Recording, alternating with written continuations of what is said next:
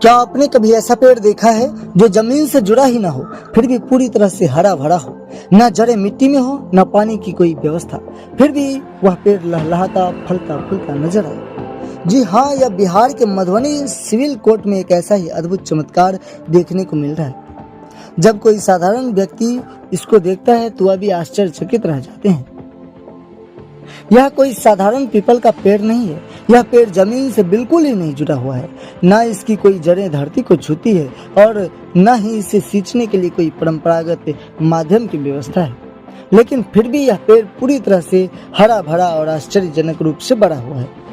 लोगों की माने तो यह कोई धार्मिक चमत्कार है। कुछ लोग इसे प्रकृति का अजूबा भी मानते हैं, चाहे यह विज्ञान का रहस्य हो या ईश्वर की लीला।